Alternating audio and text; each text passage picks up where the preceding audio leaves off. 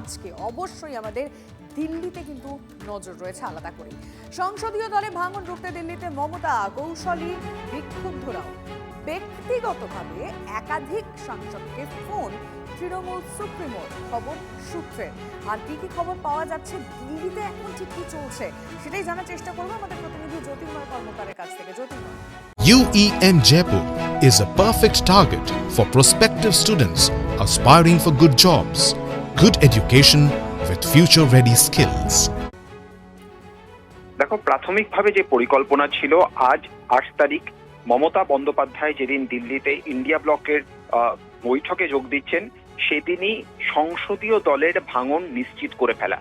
এবং সেই মতো একাধিক সাংসদ তারা দিল্লিতে আগে থেকে এসে বসেছিলেন এবং গতকাল রাতে দিল্লিতে এসে পৌঁছেছেন কাকলি ঘোষ দস্তিদার, দিল্লিতে এসে পৌঁছেছেন সুখেন্দু শেখর রায়।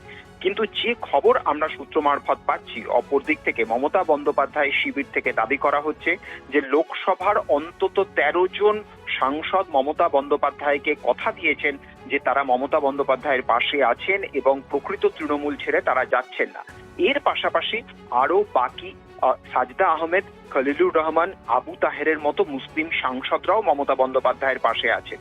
স্বাভাবিকভাবেই 16 জন সাংসদ যখন মমতা বন্দ্যোপাধ্যায়ের পাশে থাকছেন, তখন বাকি 12 জনকে নিয়ে কোনোভাবেই এই পদক্ষেপ নেওয়া সম্ভব নয়।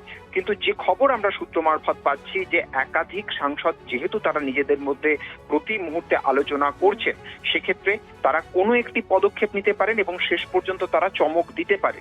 কিন্তু যতক্ষণ পর্যন্ত না অ্যান্টি ডিফেকশন ল বা এক্ষেত্রে দলত্যাগ বিরোধী আইন অ্যাভয়েড করার জন্য যে পর্যাপ্ত সংখ্যা দরকার, সেই সংখ্যা নিশ্চিত হচ্ছে, ততক্ষণ পর্যন্ত বিক্ষুব্ধ সাংসদরা কোনো চাল দেবেন না বলেই আপাতভাবে খবর।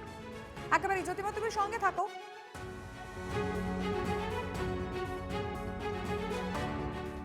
বিধানসভা ভোটে তৃণমূলের ভরাডুবির পর দলের লোকজনকে নিশানা করে ঠিক কি বলেছিলেন কাকলি, শুনুন। দুর্বৃত্তায়ন ঘটেছে সর্বস্তরে এবং সেই দুর্বৃত্তায়ন মধ্যবিত্ত মানুষ নেয় না, এবং যে অসৎ আচরণ ঘটেছে সেটাও মানুষ নেয় না। একটা অহমিকা হয়ে গিয়েছিল, সেই অহমিকাটাও মানুষ নেয় না। কর্মীদের মধ্যে ছিল, নেতাদের মধ্যে ছিল।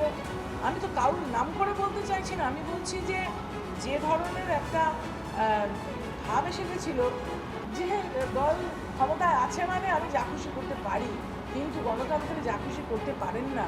সংবিধান আছে, সংবিধান মেনে চলতে হবে, মানুষ সেটাই বুঝিয়ে দিয়েছে। পৌরসভাগুলোতে যেভাবে অনৈতিকভাবে দুর্নীতি নিয়োগ হয়েছে, সেগুলো তো অদ্ভুতভাবে গত 3-4 বছরে আমরা কিছু জানতে পেরেছি।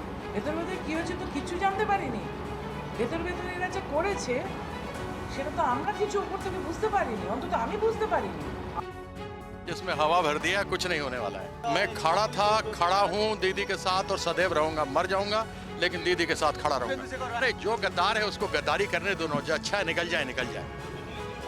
জানি না, তাদের সাংসদরা তো আছেন, তৃণমূলের নামে থাকবেন কি অন্যভাবে থাকবেন। যেমন পশ্চিমবাংলায় অপারেশন হয়ে গেল, আমার মনে হয় ওখানেও তাড়াতাড়ি অপারেশন হয়ে যাবে।